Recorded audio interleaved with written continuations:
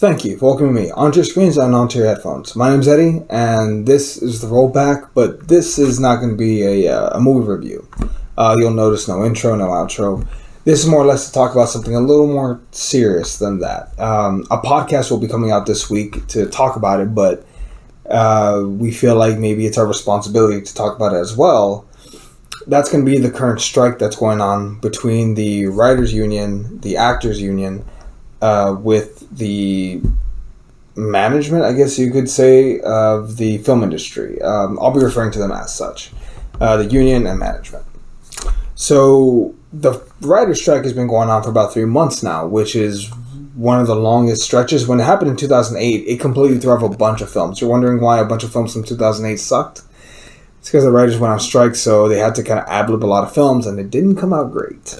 That said, though, for the first time since 1960, both unions are on strike with management. Several points of contention. One of the big points on the union side of it, as far as the writers are concerned, are the massive pay gap and how they want a pay increase. Over here we have CEOs and management, pleading poor, like, oh, we can't afford to pay you guys more. To which, on this side of the coin, y'all are reporting record profits. And inflation is a thing, so you need to share some of that money. Bear in mind, these CEOs are being paid.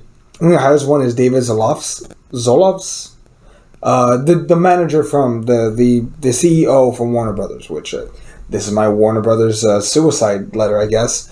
I will never work for them now. That dude got paid $500 million in the last 5 years. Sit on it. That said, that's one of the aspects of it, is the writers would like more money. Same thing with the actors, which, bear in mind, I know you hear about all these actors that get paid these huge contracts. Here's the thing. That's for like a handful of actors. That's like the top 1% of the 1% of actors that get paid $10 million to appear in a film. We're talking about the Rocks and Robert Downey Jr.'s of the world.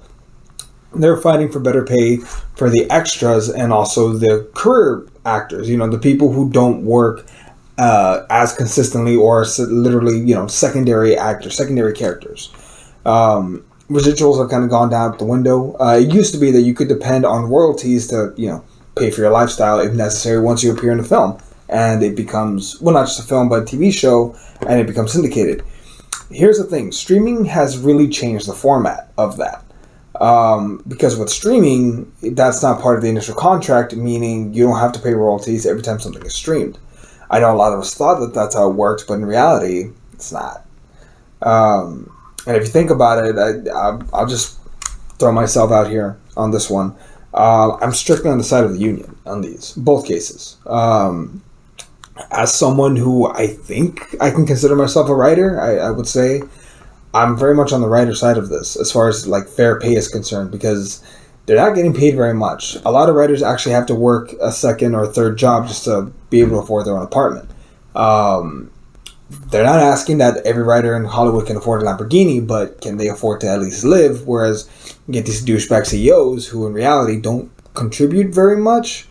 There's also the aspect of AI. It's been presented that it's been hypothesized from management that AI can make these shows, write the scripts, and do all this stuff. To which, on the other side of the coin, no AI use whatsoever in any capacity to write, to present like facial features or whatnot into films. The episode of Netflix that I really hated, the Jonah's Awful? That's exactly what they're trying to prevent. And again, in that capacity, I side with both unions, the actors and the writers, because as a writer, that's fucking terrifying that AI can just write. But also AI isn't so advanced that they can write original stories. They can only take what's already been made and rework it, rather than creating new things, creating new spins, new ideas, new topics. In addition to that, the prospect of someone suggested this, that they use AI to scan an extra, pay them for 1 day's work, so let's say $100, and they can use that scanned and as an AI version and as a background character for other films perpetually, which is again fucking terrifying. Someone else made a good point. AI isn't great at being creative but they're great at predicting trends and future cost analysis, which is a CEO's job. Maybe we should just use the AI to replace CEOs rather than writers and actors.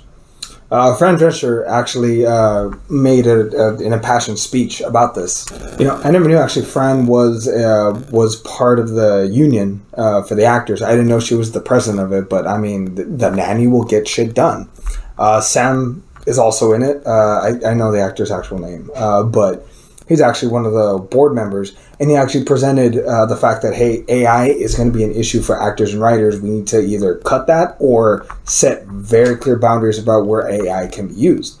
To which apparently CEOs didn't even bother to view the presentation, even go to the table. Apparently a federal mediator tried to talk to both sides to help work something out, but that didn't work at all.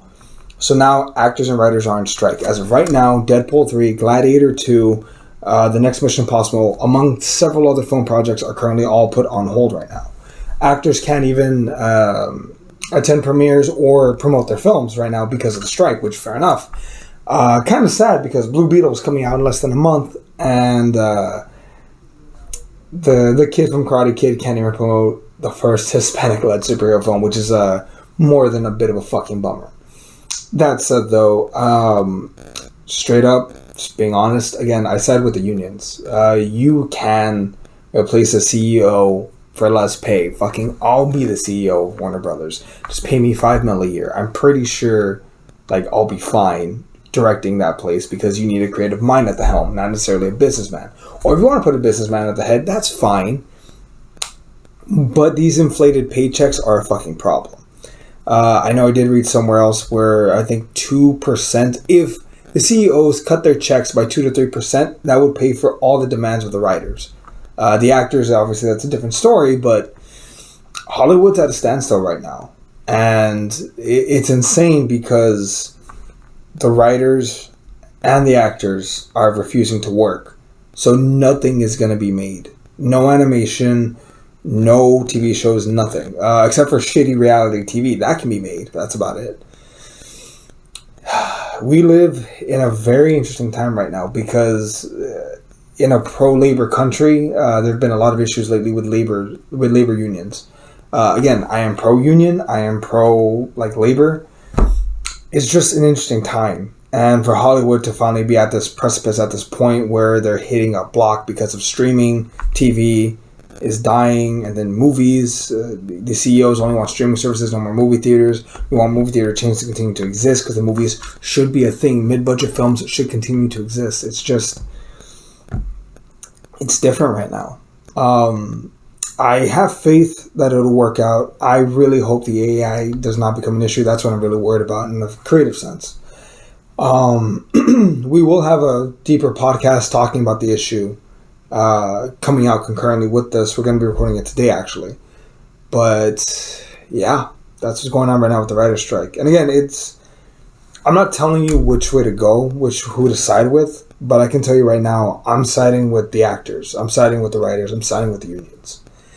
But that's what's going on in Hollywood right now. And it's interesting because it's going to affect people, not now, but 6 months from now, when release dates, when you don't have movies to release in theaters, or movies are going to be getting re-releases because they have nothing to release.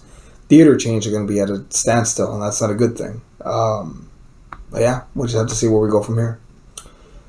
That said, this is sorry for the bleak episode, folks. Just having to talk about a significant issue in this one. But yeah, here's hoping everything works out. Here's hoping that the unions can get their members what they need. So yeah, see everyone.